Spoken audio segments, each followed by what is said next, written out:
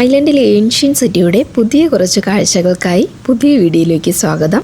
ഇന്നൊരു ചെറിയ വീഡിയോയിലാണ് കേട്ടോ ഇത് ഉൾപ്പെടുത്തിയിരിക്കുന്നത്. പാർട്ട് 2 ആയിട്ടാണ്. അപ്പം ഈ ഒരു സ്ട്രക്ചറിൻ്റെ അടുത്തേക്ക് ഞങ്ങൾ പോവുകയാണ്. ഗോൾഡും ഗ്രീനും ഒക്കെ മിക്സ് ചെയ്തൊരു കളർ കോമ്പിനേഷനിലാണ് ആ സ്ട്രക്ചർ നിൽക്കുന്നത്. നല്ല ഭംഗിയാണ്. ഈ ഒരു കളർ കോമ്പോയിലുള്ള വലിയൊരു സ്ട്രക്ചർ വേറെ ഉണ്ട് കേട്ടോ, അത് വരുന്നുണ്ട് വീഡിയോയിൽ. അപ്പോൾ ഞാൻ ആ മയിലിനെയൊക്കെ കെട്ടിപ്പിടിച്ചിരിക്കുകയാണ് കേട്ടോ. എൻ്റെ ഡ്രസ്സിൻ്റെ കളറും മയിലിൻ്റെ പെയിൻറ്റും ഒരേ കണക്കായിരുന്നു. അതിൻ്റെ സന്തോഷത്തിലാണ് കേട്ടോ. ആ പാലത്തിലുണ്ടായിരുന്നതാണ്. ഞങ്ങൾ ആ സ്ട്രക്ചറിൻ്റെ അകത്തേക്ക് കയറിയില്ല. അതിൻ്റെ നടുക്ക് അത് വെള്ളത്തിലായിട്ടാണ് നിൽക്കുന്നത്. അപ്പുറത്തെ സൈഡിൽ കൂടെ നമുക്ക് കയറാം, പക്ഷേ ഞങ്ങൾ നടന്ന് കുഴഞ്ഞതുകൊണ്ട് അതിൽ കയറിയില്ല. ദൂരെ ഇന്നിങ്ങനെ ജസ്റ്റ് വീഡിയോ എല്ലാം എടുത്തതേ ഉള്ളൂ.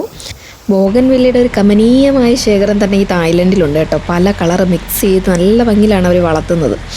അങ്ങനെ ഞങ്ങൾ പുതിയ സ്ട്രക്ചറിലേക്ക് കയറാൻ പോവുകയാണ്. ഇവിടെയെന്ന് പറഞ്ഞാൽ കുറച്ച് പഴയ ശില്പങ്ങളും കാര്യങ്ങളും, അതിൽ കൂടെ കുറച്ച് വെള്ളച്ചാട്ടം പോലെയൊക്കെ സെറ്റ് ചെയ്ത് ഒരു പൂന്തോട്ടമൊക്കെ സെറ്റ് ചെയ്ത് അവർ വെച്ചേക്കുകയാണ്. പല രീതിയിൽ നമ്മുടെ നാട്ടിൽ കാണുന്ന പൂവൊക്കെ തന്നെയാണ് എല്ലാം ഒരുവിധം.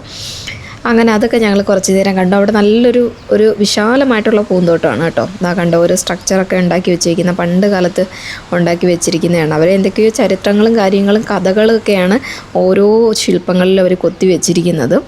കഴിഞ്ഞ വീഡിയോയിൽ കാണിച്ച ആ ഒരു ഗോപുരം പോലത്തെ ഒരു സ്ട്രക്ചറാണ് ആ കാണുന്നത്. നമ്മുടെ ആ സ്റ്റെയറിൽ കൂടി ഇങ്ങനെ ഒരു പാമ്പിൻ്റെ ശില്പമൊക്കെ വെച്ചിരുന്നത് നല്ല ഭംഗിയായിരുന്നു. അതിൻ്റെ അകത്ത് കയറാനും ആ സ്റ്റെയറൊക്കെ നല്ലതായിരുന്നു. അങ്ങനെ അതിൻ്റെ അടുത്തേക്ക് ഞങ്ങളൊന്നും കൂടെ നോക്കി പോവുകയാണ്. ഈ ഒരു പൂവിനെയൊന്നും ഞാൻ നാട്ടിൽ കണ്ടിട്ടില്ല കേട്ടോ.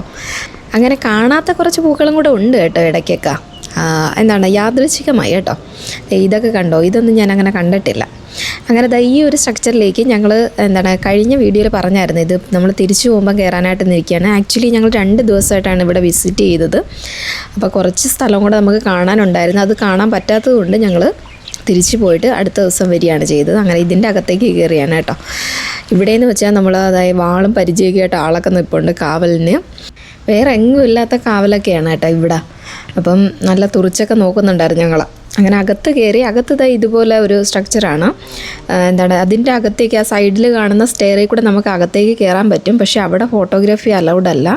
അതുകൊണ്ട് ഈ പുറത്ത് നിന്ന് ആ സ്റ്റെയറിൻ്റെ താഴെ നിന്ന് ഞാൻ ജസ്റ്റ് ഒന്ന് വീഡിയോ അടുത്ത് വെച്ച് എടുത്തതേ ഉള്ളൂ. പിന്നെ അവിടെ കുറച്ച് ഡ്രസ്സുകളും കാര്യങ്ങളും, ഇതൊക്കെയെന്ന് വെച്ചാൽ നമ്മുടെ തായ്ലൻഡിൻ്റെ തനതായ രീതിയിലുള്ള ഡ്രസ്സുകളാണ്.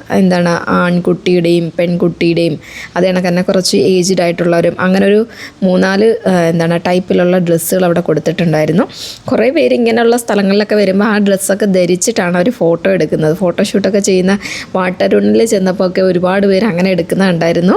അപ്പോൾ എല്ലാവർക്കും ബൈ ബൈ.